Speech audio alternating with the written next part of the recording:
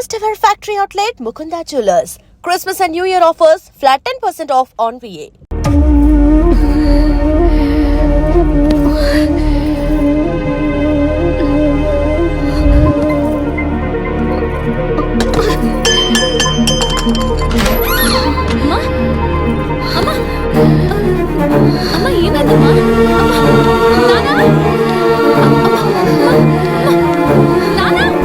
తనకు గుండె జబ్బు ఉందన్న విషయం మీకు తెలీదా?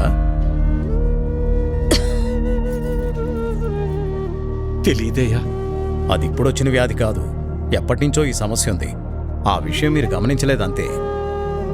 మరిప్పుడు ఎలాగయ్యా? ఆపరేషన్ చేయాల్సి వస్తుంది. చెయ్యండి అయ్యా. సరే అయితే కొన్ని టెస్టులు స్కానింగ్లు చేయించాల్సి ఉంటుంది. చెయ్యండి బాబు. మన హాస్పిటల్లో కాదు, ఇవి బయట చేయించాల్సిన టెస్టులు. అదేంటయ్యా? ప్రభుత్వ ఆసుపత్రిలో ట్రీట్మెంట్ వరకు చేయగలం కానీ మెడిసిన్స్ అలాగే టెస్టులు బయటే చేయించుకోవాలి. వీటికి ఖర్చు ఎంత అవుతుంది సార్? సుమారు 50-60 వేలు అవ్వచ్చు. మిగతా లెక్కలు తర్వాత చూసుకుందాం.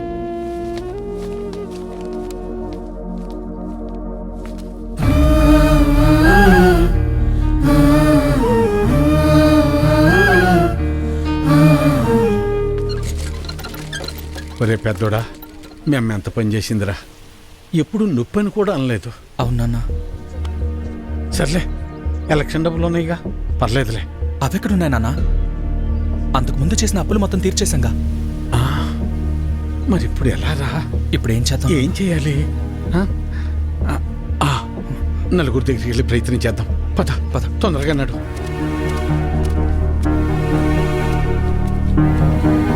అయ్యా సుబ్బయ్య గారు, అయ్యా విషయం ఏందో చెప్పు. నా భార్యకు బాలేదు, కొంచెం డబ్బు సాయం చేయండి అయ్యా. ఎట్టా రామయ్య గారి ఇంటికి వెళ్దాం. అన్నా ఆగనన్నా, అమ్మకు ఆరోగ్యం బాగాలేదు, అర్జెంటుగా డబ్బు కావాలన్నా. అయ్యో, నిన్ననే పాప స్కూల్ ఫీజు కట్టాను రా. లేవు, ఉంటే ఇచ్చేవాడిని. అయ్యా, మా ఆవిడకు ఒంట్లో బాగాలేదు, ఆసుపత్రిలో చేర్చాం, కాస్త డబ్బులు సాయం చేయండి అయ్యా. లేడు, ఊరెళ్ళాడు. వెళ్ళాడా? రవి, అర్జెంటుగా డబ్బు కావాలరా. అమ్మకి బాగాలేదు, హాస్పిటల్లో ఉంది, డాక్టర్ గారు డబ్బులు తీసుకురమ్మన్నారు. ఏదో ఒకటి చేయరా. లేవన్నా. నువ్వే అలా అంటే ఎలా రా? అర్థం చేసి. లేవన్నా. బాబాయ్ బాబాయ్, అమ్మని హాస్పిటల్లో జాయిన్ చేశాం బాబాయ్. అర్జెంటుగా డబ్బు కావాలి, ఆపరేషన్ చేయాలంటున్నారు. డబ్బులు ఏమి లేవు, వెళ్ళిపో. అసలు ఏమి లేవు, దయచేసి వెళ్ళిపోవా.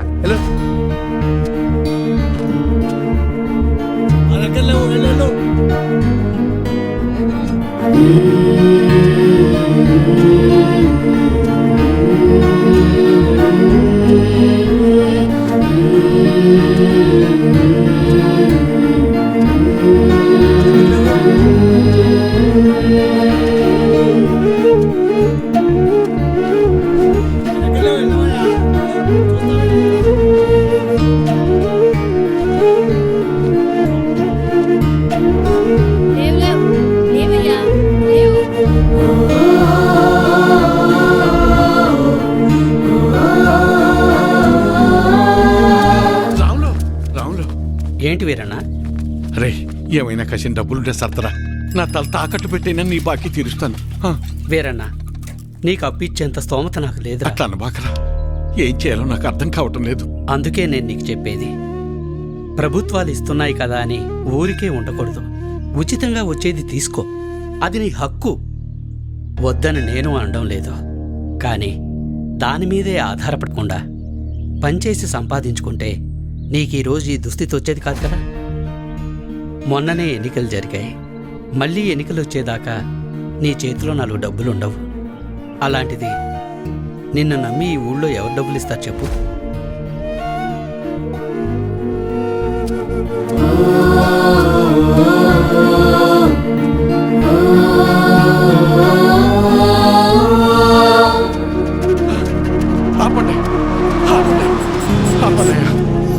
నమస్కారం అయ్యా. నా భార్య హాస్పిటల్లో ఉంది, ఆరోగ్యం బాగాలేదు, కాసిన డబ్బులు సాయం చేయండి అయ్యా. రే, ఎలక్షన్లోనూ సాయం చేసి ఆరోగ్యం బాగోపోతే సాయం చేసి అదే పనిగా చేస్తారా? అంత మాట అనకండి అయ్యా. అన్నిటికీ నేనేమన్నా దేవుణ్ణేంట్రా? అయినా ఇలా పంచుకుంటూ పోతే ఎప్పుడురా నేనెప్పుడురా బతికేది? అది సరేనయ్యా, ఇక్కడ ప్రభుత్వ ఆసుపత్రిలో ఉండాల్సిన సదుపాయాలు అసలు ఎందుకని లేవయ్యా? అబ్బో, నన్నే ప్రశ్నిస్తున్నావా? ఆ, ఆ, అయినా నేను గెలిచింది ఇప్పుడే కదా. నీకన్ని వివరాలు కావాలంటే వెళ్ళి నీ పాత నాయకున్నాడు, అన్ని వివరంగా చెప్తాడు. పదరా. అబ్బా, నా ముందు నుంచుని నన్నే ప్రశ్నిస్తున్నావా? లేదయ్యా. నీకు లెక్కలు చెప్పడానికి నేనిప్పుడు మీ లీడర్ని కాదు కదా.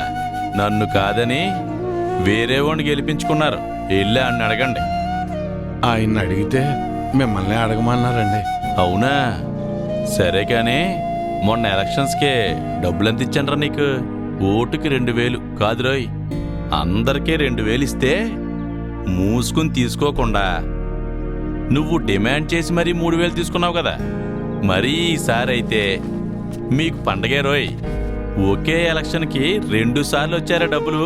జాక్పాట్ మీకు. ఆ డబ్బులన్నీ ఎక్కడి నుంచి వచ్చాయనుకున్నావురా? నా జేబులోంచి కానీ తీసిచ్చాననుకున్నావా? మీకు ప్రభుత్వం ద్వారా వచ్చిన సహకారాలన్నీ రూపాంతరం చెంది డబ్బుగా మీ చేతికి వచ్చాయి.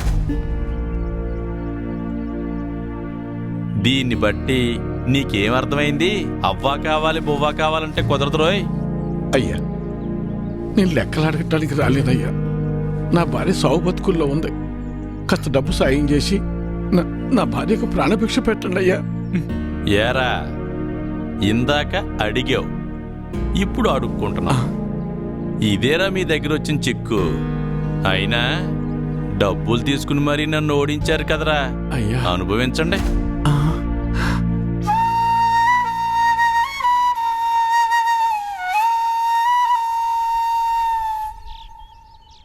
ఇప్పుడు ఎలా నాన్న?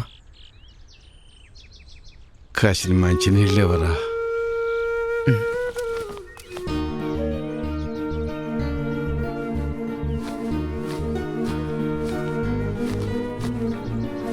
తీసుకున్నాను.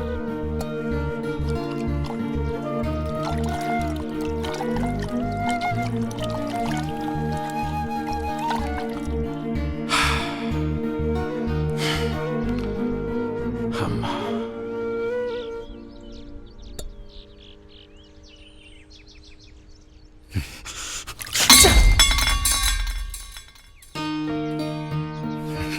కన్న తల్లిని కాపాడుకోలేని బతుకు కూడా ఓ బతికేనా?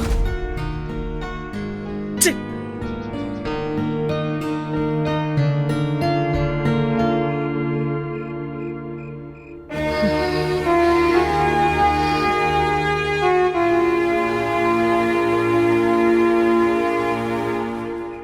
మొన్ననే ఎన్నికలు జరిగాయి.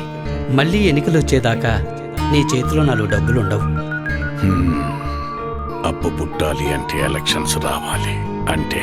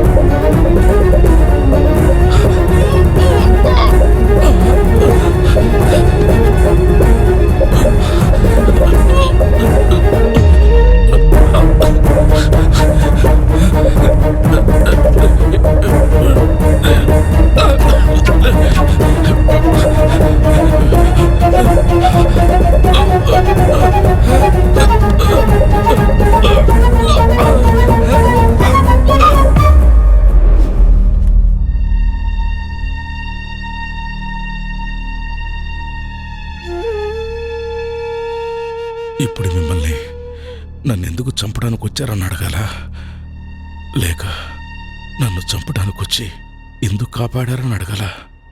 ఏమని అడగాలి? ఆవేశంలో మిమ్మల్ని చంపాలని వచ్చిన మాట నిజమేనయ్యా.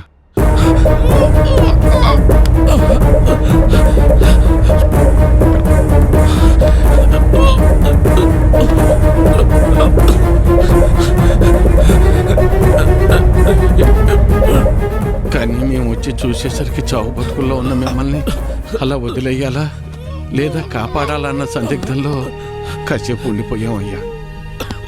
మేము మీలాగా ఆలోచించం కదయ్యా.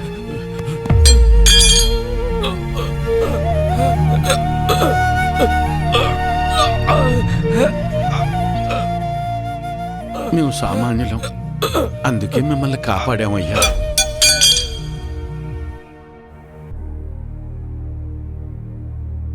అసలు నన్ను ఎందుకు చంపడానికి వచ్చారు? మీరు చచ్చిపోతే మళ్ళీ ఎలక్షన్లు వస్తాయి కదయ్యా. ఎలక్షన్లు వస్తే మళ్ళీ డబ్బులు పంచుతారు కదా, ఆ డబ్బులతో నా భార్యను కాపాడుకోవచ్చని.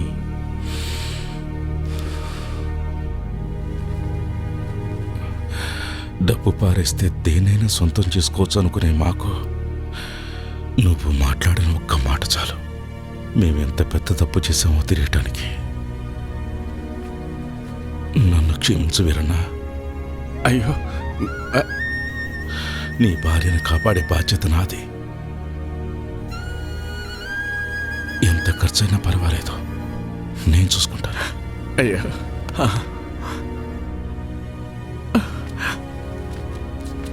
వీరన్నా, అయ్యా, నీ కూతురు ఏ తప్పు చేయలేదు. ఆ లెటర్ మేమే రాయించాం.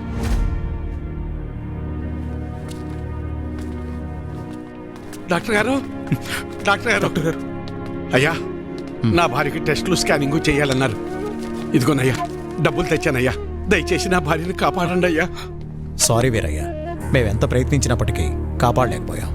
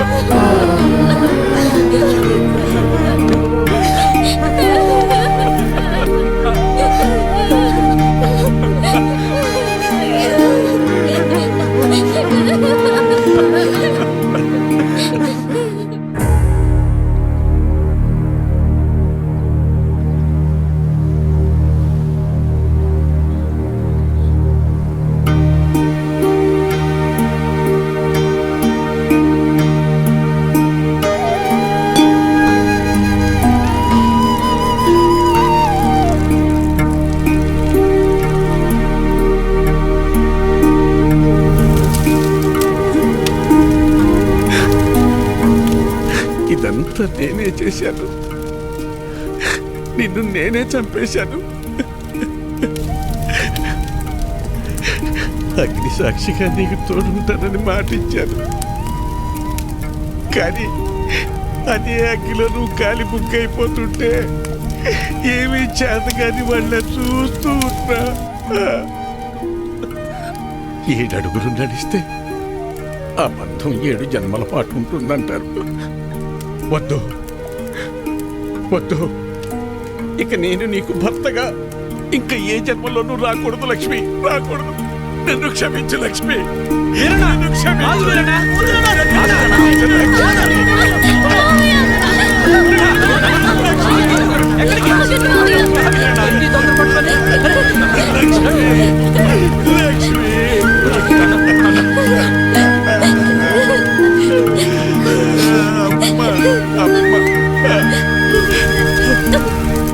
ఏంటి వీరన్న ఇది? నీకేమైనా పిచ్చి పట్టిందా? ఒక భర్తగా, ఒక తండ్రిగా, కనీసం ఒక మనిషిగా కూడా ఏనాడు నేను నా బాధ్యతల్ని నెరవేర్చలేదు. ఎవరి మీద ఆధారపడకుండా నా వృత్తిని నేను చేసుకుని ఉండుంటే ఈ రోజు నీకు ఈ దుస్థితి వచ్చేది కాదు లక్ష్మి, వచ్చేది కాదు.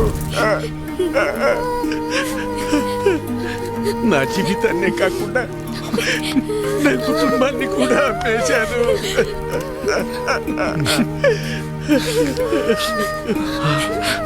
ఎవరో వేసే పిచ్చ మీద ఆధారపడి బతికేలా చేశాను. చివరకు నా భార్య ప్రాణం కోసం కూడా చేతులు చాచి అడుక్కునేంతగా దిగజారిపోయాను.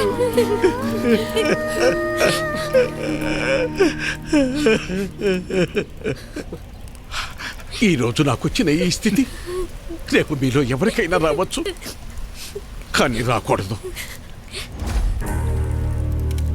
అయినా నా భార్యని కాపాడుకునే హక్కు కూడా నాకు లేదా? ఆ హక్కును పొందే అర్హత నాకు లేదా? ఆరోగ్యం, విద్య ఈ దేశ పౌరులుగా మన ప్రధాన హక్కులు అంటారే, మరి మరి వాటిని పొందే అర్హత నిజంగా నాకు లేదా? నాకు అర్హత లేదు, నాకు అర్హత లేదు. నాకే కాదు, మనలో ఎవ్వరికీ అర్హత లేదు. మనల్ని మనం అమ్ముకున్న రోజే ఆ అర్హతను మనం కోల్పోయాం. ప్రశ్నించే హక్కును కూడా కోల్పోయాం. చివరికి ఎవరితోనూ నా కూతురుకు సంబంధం అంటగడితే కూడా ఇది నిజమా కాదా అని కనీసం నా కూతుర్ని కూడా నేను అడగలేకపోయాను. ఇంతకాలం అందరినీ మారమని చెప్పాను, కానీ అసలు మార్పు నాలో రావాలని ఆలస్యంగా తెలుసుకున్నాను. నాలో మార్పు రావాలి, రావాలి. నాలా ఆలోచించే ప్రతి ఒక్కరిలో మార్పు రావాలి. మనం బానిసలమనే భావన తొలగాలి. అందుకు మన ఆలోచన మారాలి. ఆ మార్పు దిశగా మనల్ని ముందుకు నడిపే అభినవ్ లాంటి నాయకుడు మనకు కావాలి. అయినా ఆ కుర్రాడు చాలాసార్లు చెప్పాడు నన్ను మారమని. నాలాంటి వాళ్ళలో మార్పు కోసం అతను చాలా తపన పడ్డాడు. మనందరం అతనికి ఏమిచ్చాం? అతన్ని ఈ ఊరి నుంచి తరివేద్దాం అనుకున్నాం. మనం ఇకనైనా మేల్కొందాం.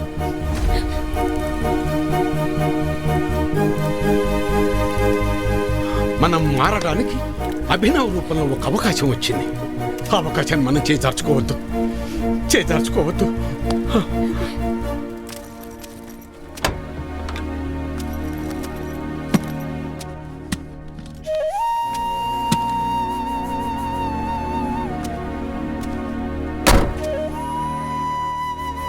వెళ్ళొస్తానమ్మా. అభినవ్, నా భార్యను కోల్పోతే కానీ నేను చేసిన తప్పేంటో నాకు తెలియలేదు. నువ్వు అడిగినట్టే నేను మారాను. నేనే కాదు, మేమందరం ఆ మార్పు వైపు నడవాలని కోరుకుంటున్నాం.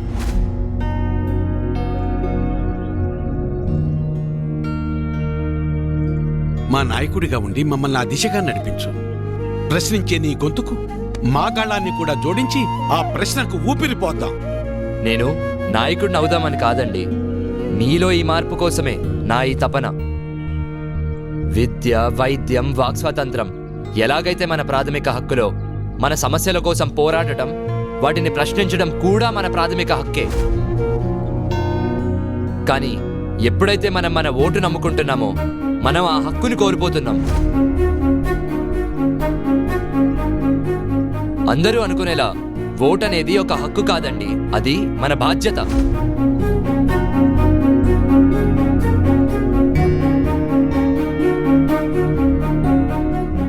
ఒక్కసారి డబ్బు తీసుకోకుండా ఓటు వేసి చూడండి, అప్పుడు మీకే తెలుస్తుంది రాజెవరో సేవకుడెవరో.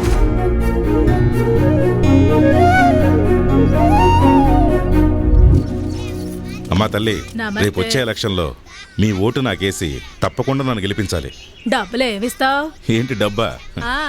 2000 2000 ఓటుకి. మా ఇంట్లో 4 ఓట్లు ఉన్నాయి. 4 ఓట్లు అంటారా? 8000 ఇచ్చేరా. ఆగు, సంవత్సరానికి ఏమిస్తావు? 96,000 సరిగ్గా చూసావా? చూశానన్నా. ఇచ్చారా 96,000. ఆగు, 5 సంవత్సరాలకి ఏమిస్తావు? 4,80,000 తల్లి నీకు నమస్కారం. నీ ఓటు వద్దు, మాకేం వద్దు. నమస్కారం తల్లి, నమస్కారం. నా ఓటే కొంటావా? వెళ్ళండి.